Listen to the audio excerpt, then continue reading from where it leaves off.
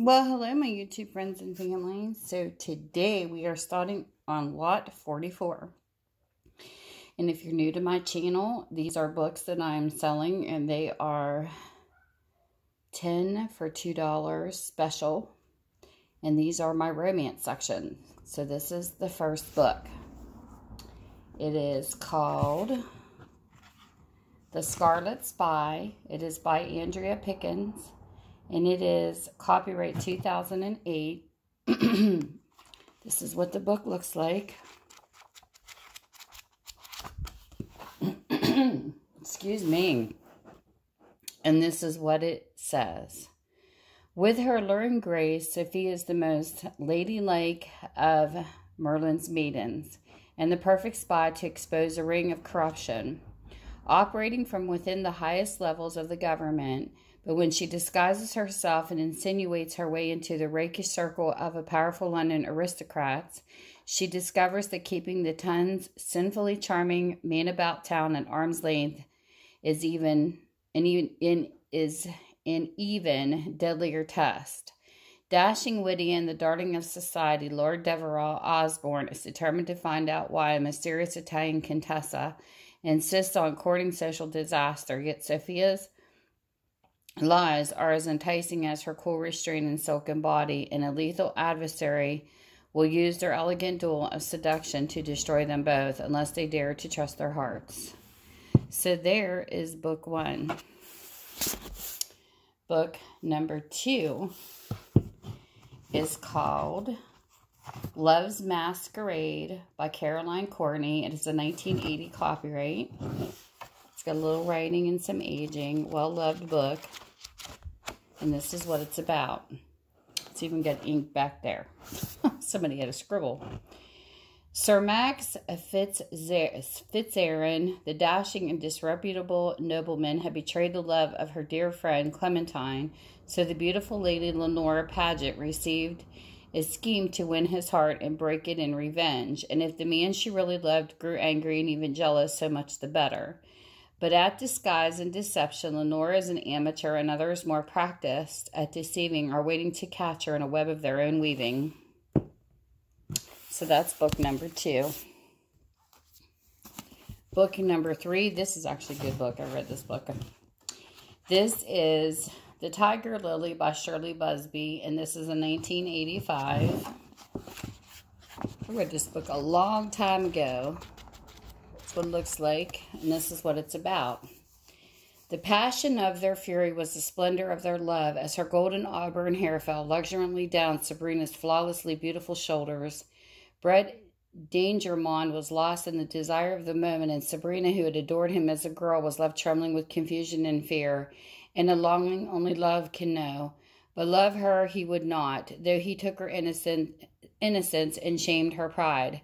Separated by the vicious treachery of rivalry, lust for Sabrina's beauty and fortune, the years in war came between them until Brett came back to her at last as the guardian to whom her father had entrusted her estate and her life.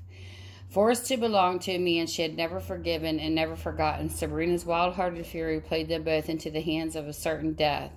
But the passion they fought against, so fiercely burning, yet with the ecstasies of first desire, was destined never to die, their bodies and souls entwined for always in the magnificent splendor of love's possession.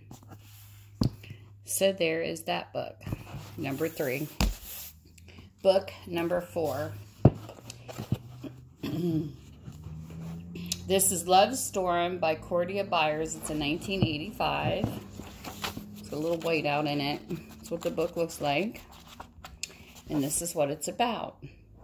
Beautiful young Storm Kingsley faces an unjust sentence of 7 years' servitude in the far-off American colonies, yet in her journey across the sea, Captain Thor Wakefield buys her servitude.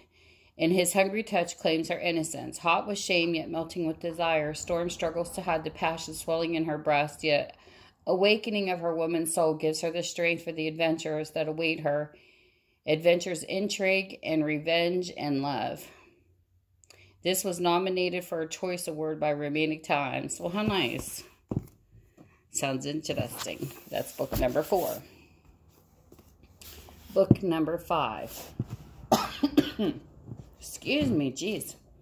The Relic by Evelyn Anthony. This is a 1991 copyright. That's what the book looks like. This is what it's about. Shortly before his death, Lucy Warren's Ukrainian emigre father leaves her a legacy with the power to change the course of history. St. Valdemar's Cross, a jeweled relic whose owner by time-honored tradition has the right to rule Russia. His final instructions to locate Dmitry Volkov, the Ukrainian descendant of great renown living in exile, who will return to the motherland with a relic and set their people free.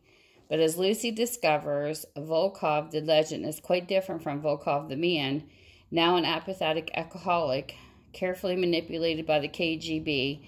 Soon, however, Volkov finds his passionate spirit revived by Lucy's intensity and beauty, and their shared political fervor is matched only by the rising heat of their passion for each other. Mere steps ahead of the vicious killer out to stop them, they prepare to sow the seeds of revolt in Russia together, with only the remarkable powers of the relic and their love to protect them. So there is book number 5. Book number 6. This is called Beloved Avenger by Mary Brendan. This is a 1987. That's what the book looks like. And this is what it's about. Bitter Scars. There was no mistaking Sir Clifford Moore's sardonically handsome features as he stood at Almack's staring at her. Emily shivered at the sight of the thin scar on his left cheek that had not been there before. She knew then that he would never forget, could never forget what her family had done to him, and what he would take his revenge anyway, that he would take his revenge any way he could. Moore was surprised to see what a beauty little Emily had become. How ironic and fortuitous that the family who had stolen his inheritance had now offered him the perfect means to exact revenge. This time it was Moore who held the power, and Emily was in no position to defy his wishes, whatever they might be. So there's book number 6. Book number 7. This is called Sundancer's Legacy by Karen A. Bale, and it is a 1986 copyright. Put some white out, a little smudging. That's what it looks like. And this is what it's about. Sad endings. Much time had passed since Aniva and Trenton were wed, and much tragedy has hit their small family, believing that both of their sons, Roberto and Nathan, were killed on a trip to San Francisco.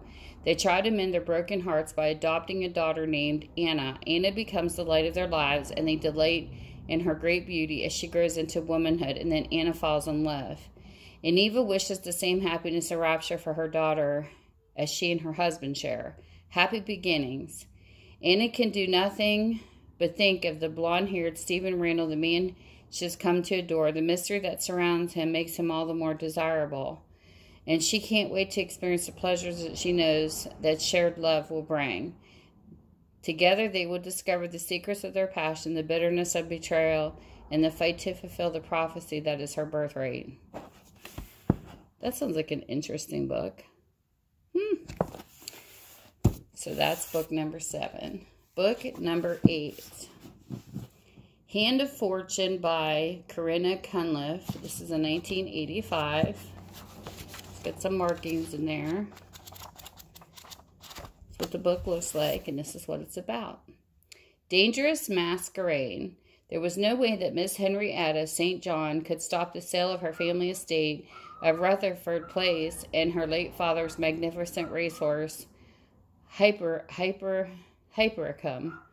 And when the land and the steed were snapped up by the wildly wealthy Lord Drogo Hintlesham, Henrietta had to take a desperate gamble to keep from leaving all she loved. Sorry, I think some of the names here are funny.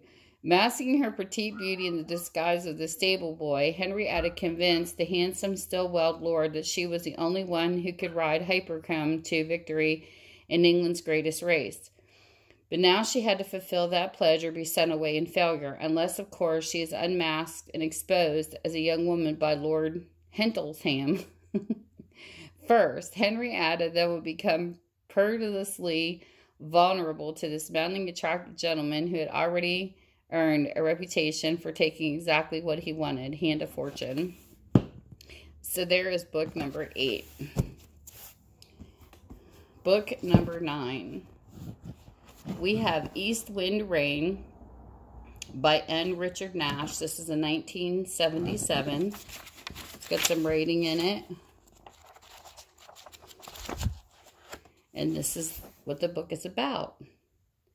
Against an exotic background and the atmosphere of sensuality, a compelling portrait filled with fascinating characters caught in a web of intrigue and violence. Well, this doesn't say much, so we're going to go to the front of it.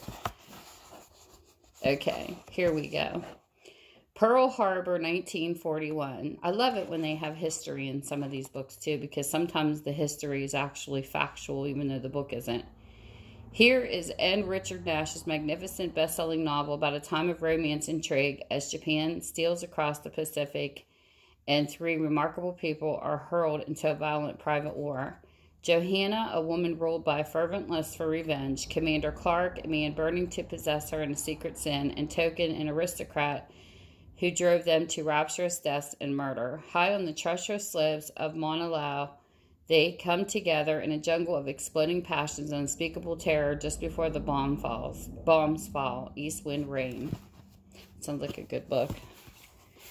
And that was number 9. And then here is number 10. We have Lovers by Norma Klein. And this is a 1984 book. It's got some rating. Definitely aged. And it says, Lovers is the story of Marilyn, 2 sons, a macho husband, and Benji, 4 daughters. Benji, 4 daughters, and a sweet, rich wife. Lovers is about a terrific affair that lasts and lasts, the joys of their frequent 2 brief meetings, and their fear of discovery and day of reckoning. It's got a little... like the back is like ready to fall off. Just so you know. So there's that book. And with that, thank you guys for spending your time with me today. And don't forget, if you're interested in any of these, you just put in the lot number, which this is lot 44. And you can email me at tammysmakeuptreats@gmail.com or find me on Minda's Bookstore and more on Facebook. And everything will be in the description below. I will post it to my Etsy. Send you the link through your email. You can go check out. It's real simple. It's just like doing Amazon. And if you got to register, it only takes a couple seconds. Where you just sign in with your email and a password. It's real easy. So with that, you guys have a great day. Bye. Mwah.